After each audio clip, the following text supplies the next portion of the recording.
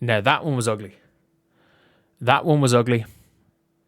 That one was extremely ugly. Someone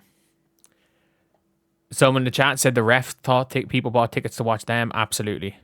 And my predictions are continuing to be horrendous.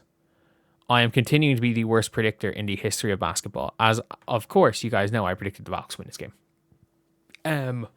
This was the first time this year where the Fever have made a comeback. This is the first time this year the Indiana Fever won a close game. And I'm not counting the Sparks. They were up 19 points. And this was a game where Caitlin was fantastic through 3.5 quarters and made some weird plays in the last 3 minutes of the game. Made some really, really weird plays. I gotta say, like 3 turnovers, I think, in the last 3 minutes of the game or 4 minutes of the game, I would be concerned. And also, if you guys are new to the channel, subscribe. We are trying to hit 50. We're trying to hit 59.1k as soon as possible. Also, lads, if you're on the live stream, if we could get to 500 likes, and if we could do that in the video, that would be insane. Caitlin Clark was 1 assist. I'm just going to tweet this out. I was like, Caitlin Clark was 1 assist off tying Caitlin Clark. Caitlin Clark was 1 assist off tying Caitlin Clark for the most consecutive 20-point and 10 assist games. It was a pity.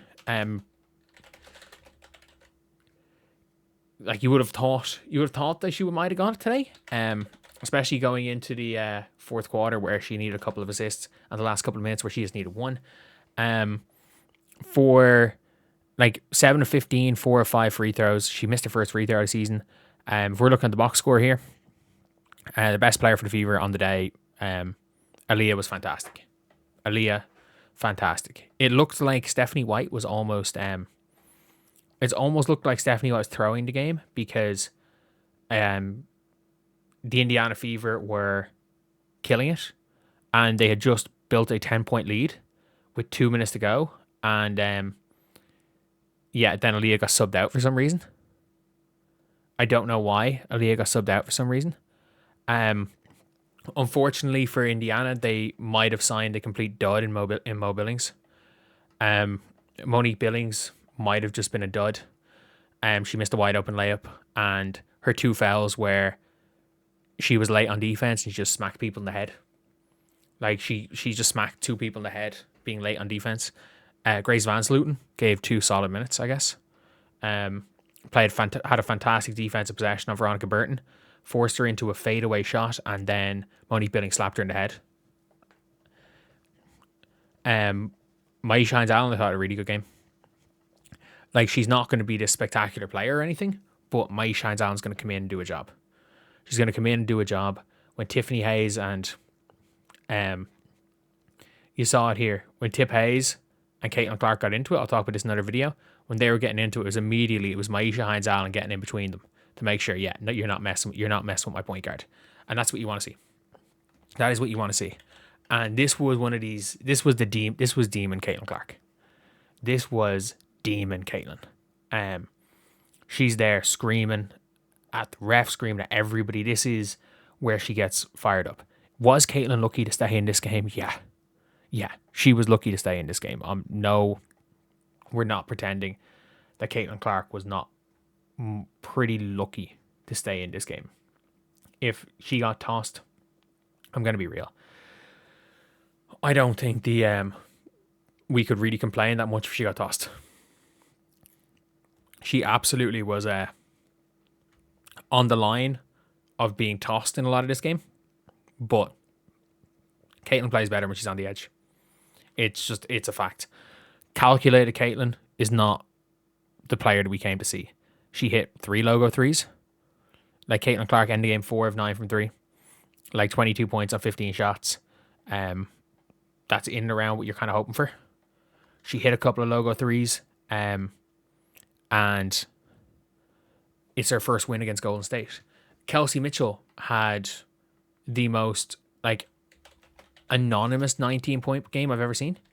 Thank you so much for the $5, Mike. So sick of swoops as now Quince in the show and Caitlin. Show Caitlin we're talking about humbling oneself. Like I don't really care too much. Like Cheryl Swoops is Cheryl Swoops. Like she's lost every actual relevance that she had after the unhinged rant she had a couple of years ago. But the first half of this game was again just hacking. It was just hacking. They just hacked Caitlin from start to finish in that first half. And it is what it is. It's gonna happen.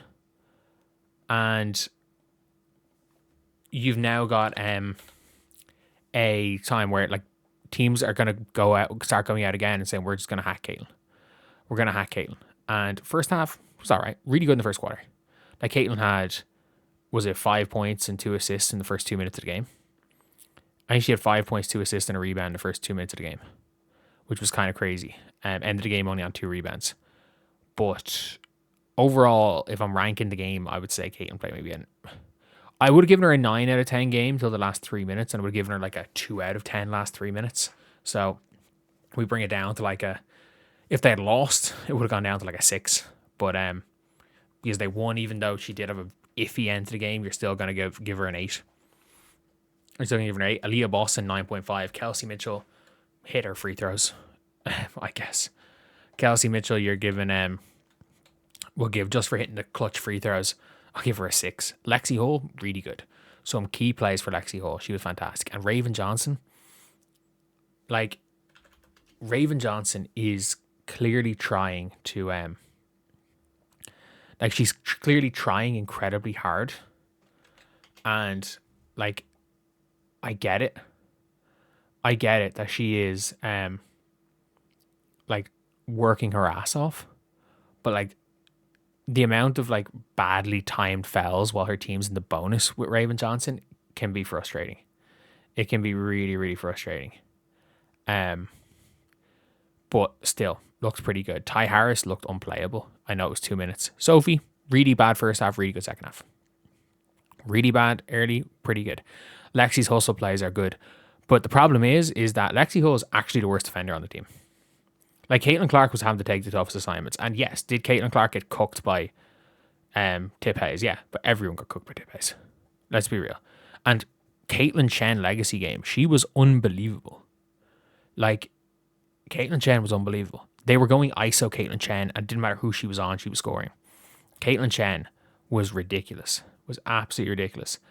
Thank you so much for the $2, Mike. Beckers and Foot combined for 14. I mean, AZ scoring 7 is kind of normal.